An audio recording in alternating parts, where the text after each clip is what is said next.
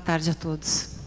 É com o coração cheio de gratidão, de temor e de tremor diante de Deus que eu me coloco aqui, porque a gente conhece a nossa pequenez, mas nós servimos um Deus que se agrada de usar um vaso de barro. E é nessa posição que eu me coloco aqui diante de vocês para compartilhar da palavra do Senhor. Eu estou muito feliz.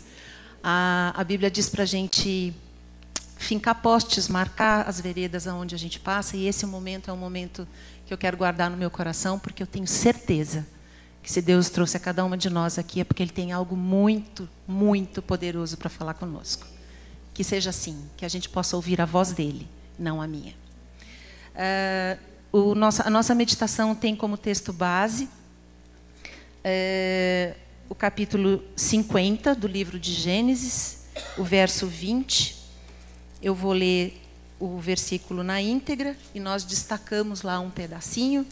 Então, nós vamos primeiro ler o texto completo, que diz assim: Vós, na verdade, intentastes o mal contra mim, porém Deus o tornou em bem, para fazer como vedes agora, que se conserve muita gente em vida.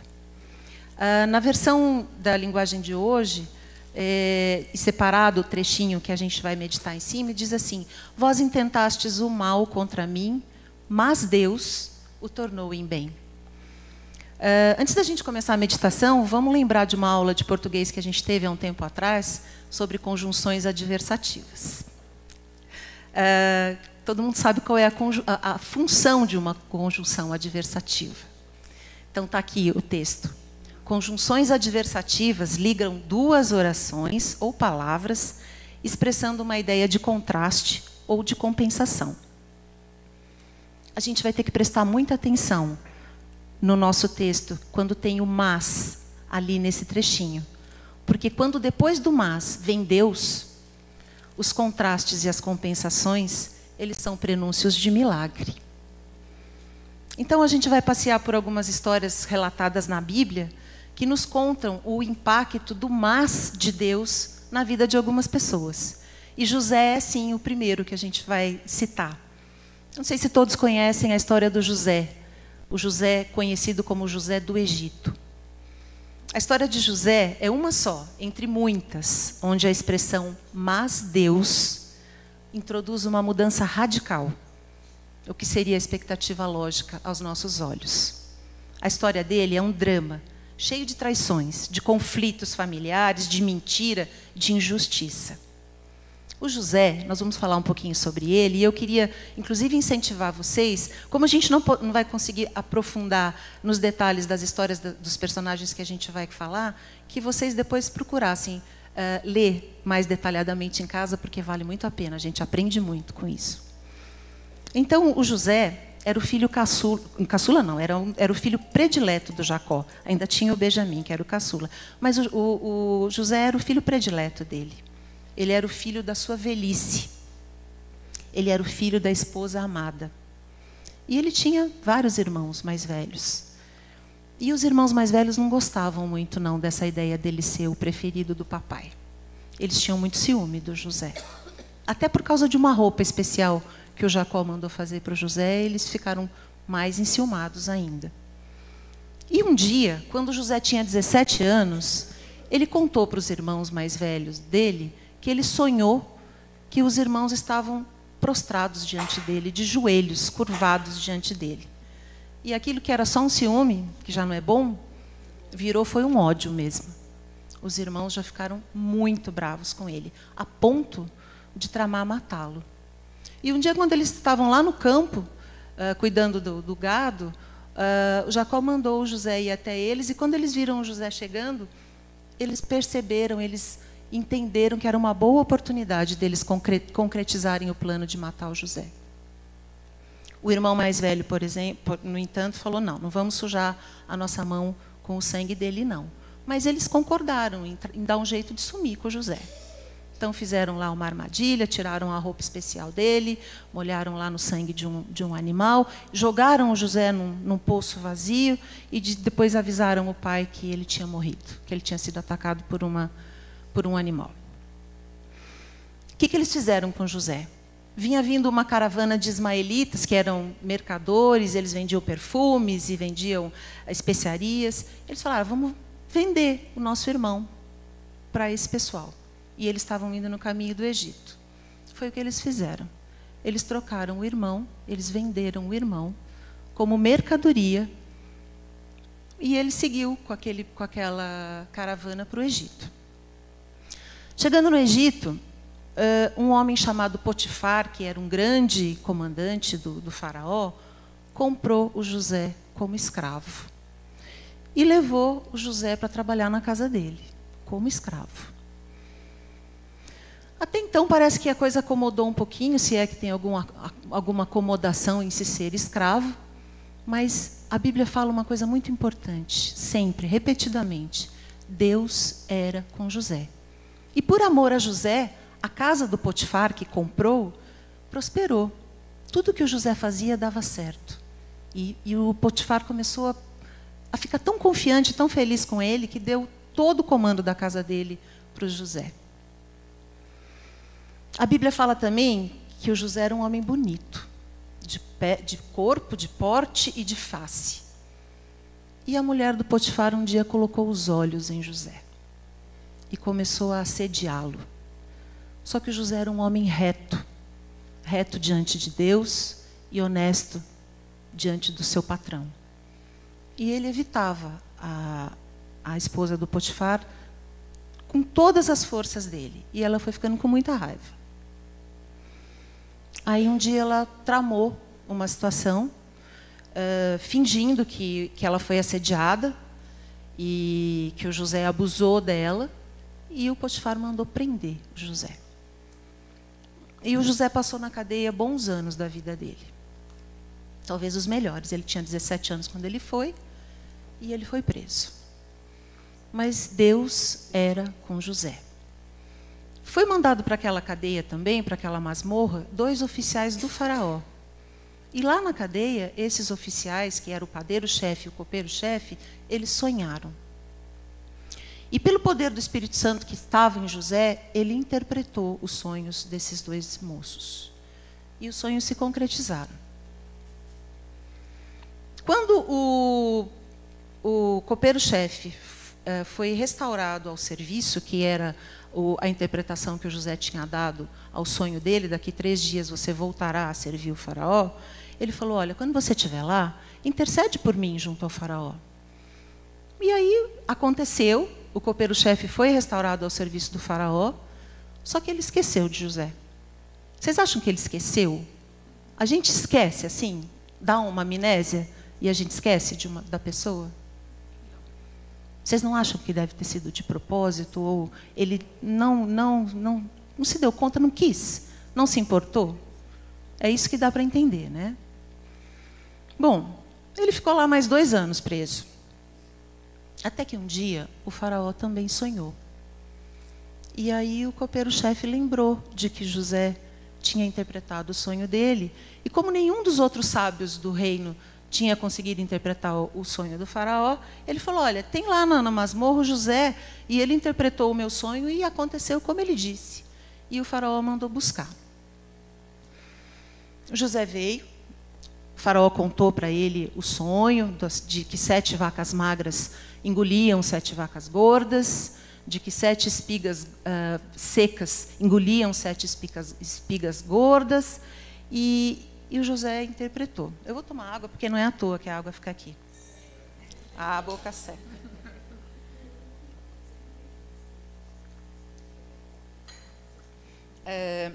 No decorrer da história, bom, ele interpretou o sonho do faraó,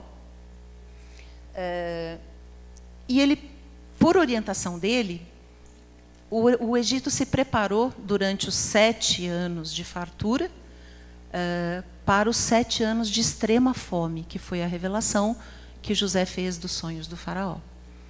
Durante os 7 anos de fartura, eles fizeram celeiros, espalharam celeiros pelo Egito inteiro, e o Egito, naquela época, se tornou o celeiro do mundo. Só lá tinha mantimento.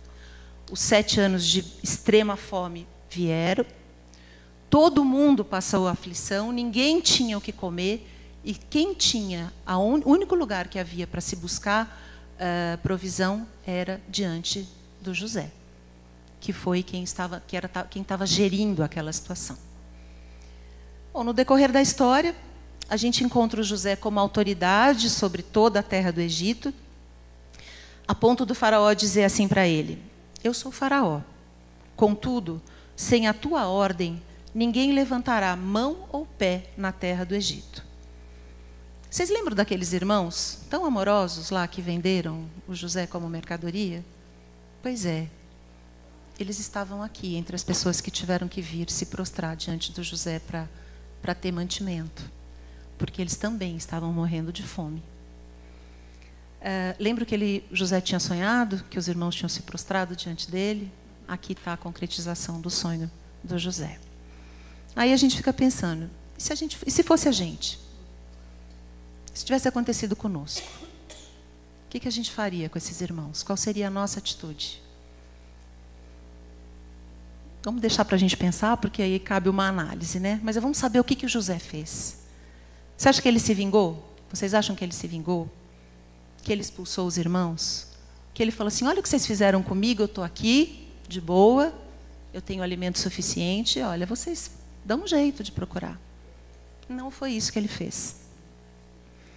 Naquele momento, quando os irmãos estão diante dele, que o José se revela como irmão, ele expressa diante dos irmãos o milagre e a compensação de Deus na vida dele. Ele entendia que Deus sempre esteve no comando da sua vida. E aí o José disse o que é o nosso texto: vós intentastes mal contra mim, mas Deus o tornou em bem, para fazer o que hoje estamos vendo, para salvar a vida de muita gente.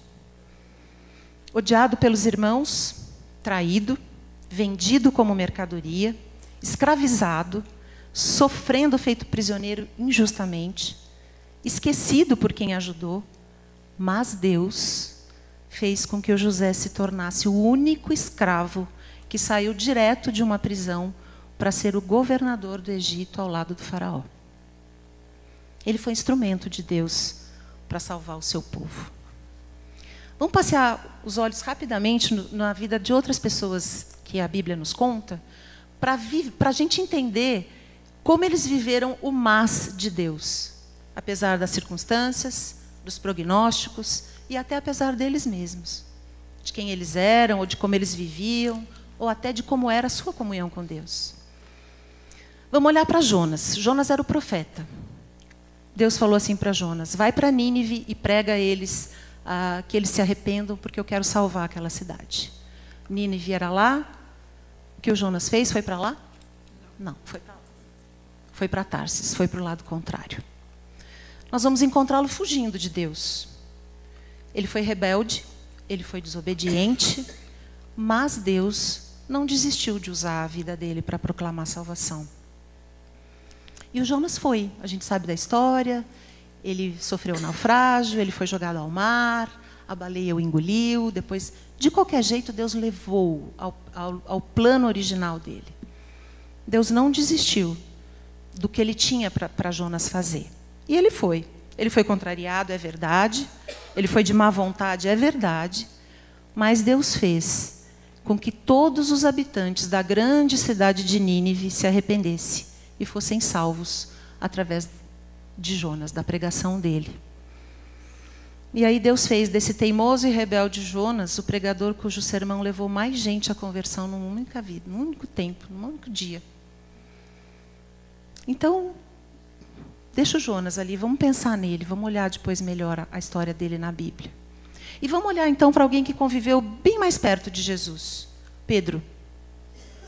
Pedro era um apóstolo, foi apóstolo do Senhor Jesus, mas foi a pessoa mais destemperada que existiu. Ele era um pescador, um homem sem nenhum preparo, um homem rude, instável espiritualmente, bravo. Conta a Bíblia que ele cortou a orelha do soldado quando eles foram buscar Jesus. Ele era totalmente, a gente podia chamar até colérico, né? Ele intempestivo. ele disse para Jesus uma vez, quando Jesus falou, todos vão me abandonar, ele falou, nem que todos te abandonem, eu jamais te abandonarei. E na sequência, ele negou Jesus 3 vezes. Mas também, Deus não desistiu do Pedro e o usou para a expansão do seu reino, maravilhosamente. E foi Pedro quem deu para Jesus a mais sublime resposta sobre quem ele era, quando Jesus perguntou, e tu quem dizes que sou? E ele disse, tu és o Cristo, o Filho do Deus vivo. E Jesus disse para ele, bem-aventurado és, Simão Barjonas, porque não foi nem carne nem sangue que te revelaram, mas o meu Pai que está no céu. Agora vamos olhar para uma pessoa bem diferente, uma pessoa fora dos padrões aceitos pela sociedade, dos padrões morais. Vamos olhar para uma história de uma mulher que está registrada lá em Josué, no capítulo 2. O nome dela é Raabe. Raabe era uma prostituta. E quando a gente olha para ela, a gente vai encontrar ela dirigindo um bordel lá em Jericó.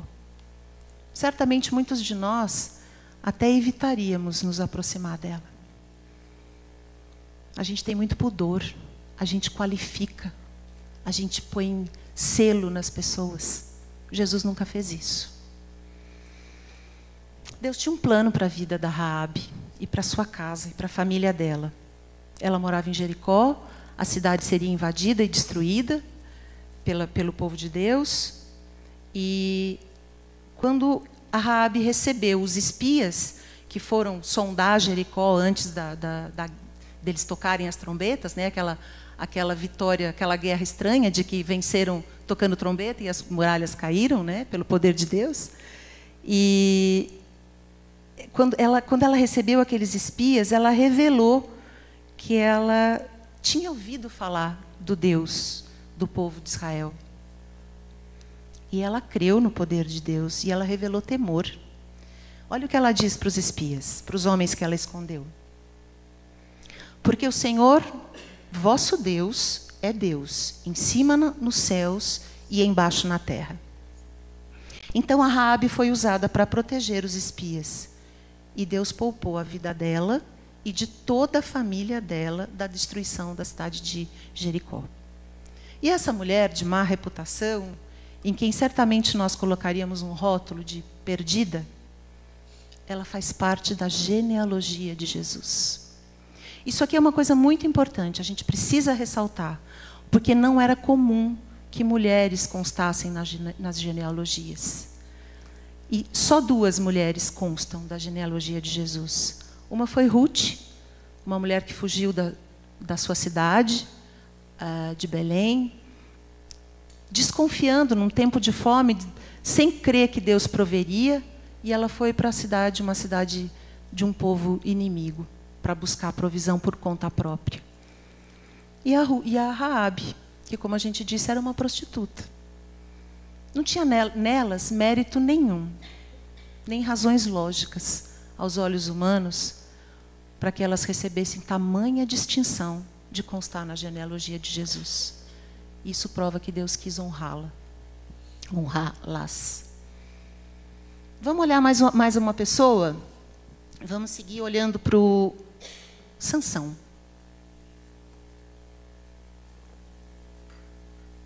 A história de Sansão está relatada lá em Juízes, dos capítulos 13 a 16, e também merece um tempo de estudo mais aprofundado.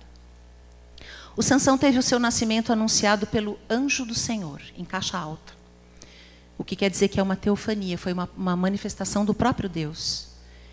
E avisou a mãe do menino, que era estéril, que ela geraria, que ela teria um filho, e que esse filho seria consagrado a Deus.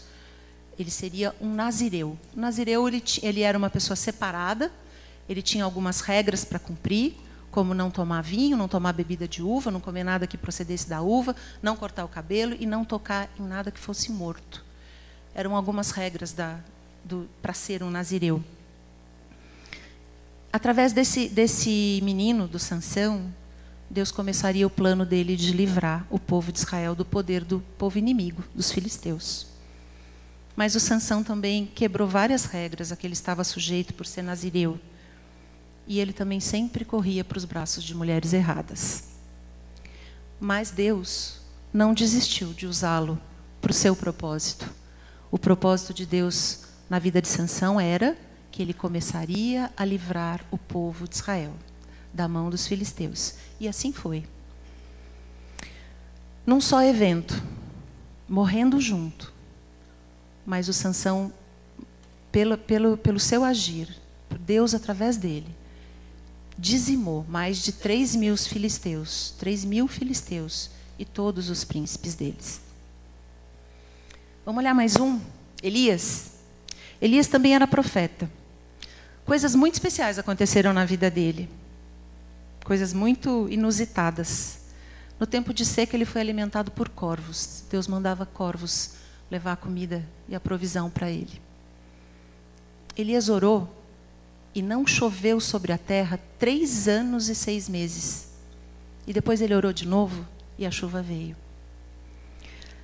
Quando ele ofereceu o holocausto a Deus, junto com os outros profetas dos outros deuses estranhos, deuses com D minúsculo, todo o holocausto estava encharcado, cercado de água, coberto, que era para não ter dúvida de que o que aconteceria ali seria vindo da parte de Deus. E Deus mandou fogo do céu e queimou aquele holocausto inteiro. Esse homem que tinha vivido tantas coisas grandiosas, um dia também teve seu tempo de fraqueza, o seu momento de fraqueza. A rainha Jezabel ameaçou matá-lo e ele fugiu de medo. Ele foi covarde, ele foi se esconder no meio do deserto. Ele desejou a morte, ele quis acabar com a própria vida. Mas Deus usou Elias para fazer milagres através dele. Um deles foi que o filho da viúva de Sarepta, onde ele se hospedou, morreu. E Elias orou e o menino ressuscitou. Sara, a esposa de Abraão. Sara já era bem velha, eles não tinham filhos, e ela desdenhou quando o anjo de Deus disse que ela teria um filho. Ela era velha demais. Não tinha jeito, ela não acreditava mais que ela pudesse engravidar. Será que alguém entre nós já perdeu a esperança de alguma coisa? Que assim, por mais que você tente olhar e achar uma razão e ver uma luz do fim do túnel, você fala, não tem jeito. Será que a gente já viveu alguma coisa assim? Mas Deus a fez conceber, contrariando todas as probabilidades. E ela foi a mãe de Isaac. E Davi? A história de Davi é imensa. Começa lá em 1 Samuel, no capítulo 16, tem 42 capítulos sobre a vida dele. Mas, resumidamente, o Davi, ele era o filho caçula do Jessé. Ele era o que a gente chamaria de bebê, o bebê da casa. Ele pastoreava as ovelhas do papai, tocava a harpa, enquanto seus irmãos iam para a guerra. Quando a gente olha para a história de Davi, a gente vê um menininho matando urso, matando leão, matando um Golias, o gigante, com uma arma muito poderosa, muito. Um estilingue e 5 pedrinhas. Ele pecou feio. Ele teve vitórias maravilhosas e vergonhosas derrotas. Ele pecou feio, ele falhou em cuidar da sua família, mas Deus o colocou como rei sobre todo Israel, o mais poderoso dos reis que já existiu. E foi o único a quem Deus chamou um homem segundo o meu coração. Jesus Cristo veio da descendência de Davi. E onde a gente está querendo chegar, falando de todas essas pessoas do passado, ou da Bíblia, que viveram isso? Onde será? O que será que isso tem a ver conosco, hoje, aqui?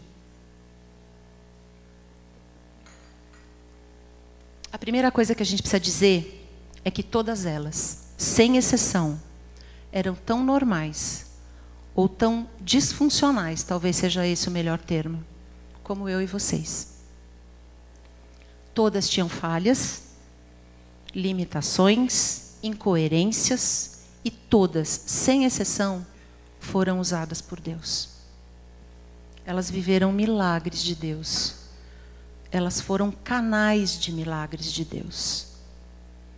A Bíblia fala muito claramente isso quando ela conta do Elias. Ela diz assim, lá em Tiago 5,17. Elias era um homem semelhante a nós, sujeito aos mesmos sentimentos, e orou com instância para que não chovesse, e por 3 anos e 6 meses não choveu. Todas essas pessoas viram a história das suas vidas serem transformadas por Deus. O mas de Deus sempre está inserido num plano maior da sua vontade para os seus filhos. Não tem acasos para quem teme a Deus. Todas as circunstâncias estão sob o controle absoluto de Deus o tempo todo. Sejam elas, para nós, boas ou difíceis. O mas de Deus pode vir por misericórdia, vem como correção, vem como resposta de oração.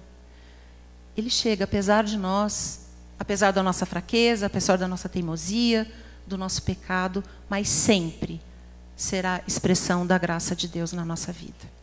Creiam, quando Deus coloca um mas na nossa vida, é porque Ele quer nos dar infinitamente mais.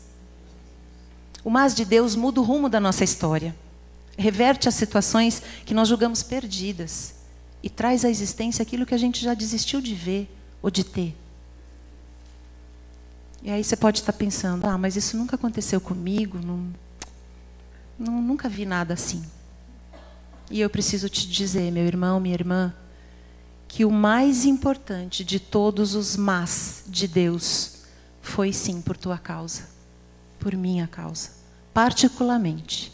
Se tivesse só você no mundo para ser amado, Deus faria o mas que Ele fez em Jesus Cristo. Foi por amor a você que Deus agiu na história da forma mais contrastante, trazendo a maior compensação que se pode conhecer. Eu e você estávamos mortos nos nossos delitos e pecados. Mas Deus, sendo rico em misericórdia, por causa do grande amor com que nos amou, nos deu vida juntamente com Jesus. Isso está na verdade sagrada, na palavra. Lá em Efésios 2, no capítulo 2, no versículo 4. Um dia, lá na eternidade, pensando em mim e em você, Deus providenciou o mas da nossa redenção, enviando Jesus Cristo ao mundo. Jesus deixou a sua glória no céu, se esvaziou, entrou na história, na pele humana, na forma de um bebê, para quem não tinha nenhum bercinho preparado, nada. Foi colocado numa manjedoura, mas Ele veio por amor a nós. Ele viveu por amor a nós. E Ele morreu por amor a nós. Os homens pregaram Jesus na cruz. Traspassaram o seu corpo. Cravaram uma coroa de espinhos na sua cabeça. Ele morreu a pior morte. Mas Deus o ressuscitou dos mortos e por Ele. Pela sua ressurreição, nós fomos redimidos.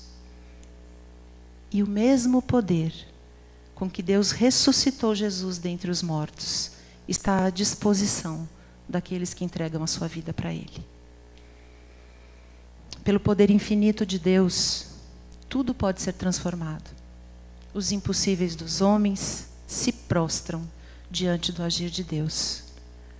Nós estávamos mortos, mas Deus que nos dá vida, Ele nos amou a ponto de entregar o seu Filho para que a gente pudesse ter vida eterna e vida plena.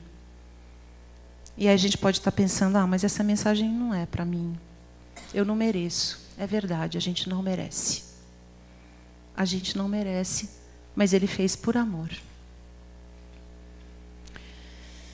Ele nos amou de forma tão perfeita e completa que Ele nos garante que quando nós entregamos a nossa vida a Ele, Ele fará com que tudo coopere para o nosso bem. O tudo não exclui nada. O tudo é tudo. O tudo é o dia mau. O tudo é a tribulação. O tudo inclui a dor. O tudo inclui a provação, a privação. É tudo. Deus está trabalhando na nossa vida. Não importa o que a gente veja, Ele tem o melhor para nós. Eu posso fazer uma pergunta para vocês, que vocês podem responder com o coração, mas que eu fiz para mim e que eu queria compartilhar com vocês. Tem alguma coisa na sua vida que você queria muito que mudasse? Na sua história? Na história da sua família? Na vida dos seus filhos? Você tem uma luta que parece que é invencível? Você tem uma dor que não cessa? Tem algo que você já tenha desistido de ver? Quantas vezes a gente já se viu nessa situação? E eis a pergunta: você não adoraria que Deus escrevesse o mas na sua biografia? Ele está pronto para isso.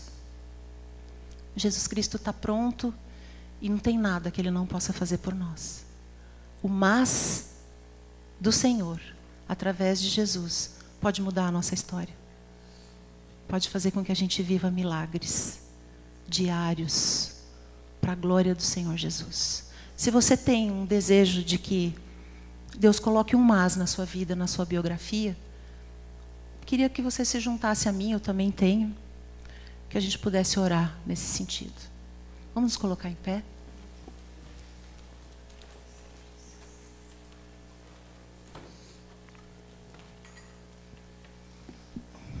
Pai amado, nós bendizemos o seu nome, Pai, porque o Senhor reina sobre tudo. Nós te agradecemos, Pai, porque ainda que muitas vezes os nossos olhos só vejam, ó Deus, obstáculos, adversidades, lutas, aflições, não há nada, Pai, que com a tua interferência não possa ser revertido, mudado, transformado. Ó Deus, em nome de Jesus, eu te peço que o Senhor olhe para o coração das minhas irmãs, dos meus irmãos aqui, que o Senhor olhe para o meu coração, Pai, e que o Senhor decrete, Senhor, o teu mas redentor na nossa vida, Pai. Que a gente possa buscar o Senhor acima de tudo. Que a gente possa consagrar a nossa vida ao Senhor, ó Deus. Que a gente possa fazer a nossa parte, Deus, de estar aos teus pés, buscando a tua direção para a nossa vida. Na certeza, Senhor, que o Senhor vem colocar na nossa vida o mas que vai fazer todas as coisas novas, Pai. O Senhor faz tudo novo, Deus. O Senhor restaura a vida, o Senhor traz luz, o Senhor, ó Deus, traz vida onde há morte. O Senhor não nos negou Jesus Cristo, Pai, o teu Filho. Ó Deus, e nós sabemos que com Ele o Senhor nos dará todas as demais coisas. Que o nosso coração, Senhor, ainda que a gente passe por aflições, esteja firmado no Senhor e que o Senhor cumpra na nossa vida o infinitamente mais que o Senhor tem para nós. É assim que nós oramos, Pai, confiados no Senhor, gratos pelo que o Senhor já fez na nossa vida até aqui. E, ó Deus, na certeza de que o Senhor tem infinitamente mais para nos dar. Por Jesus Cristo, Pai, para a tua glória, nós te agradecemos. Amém.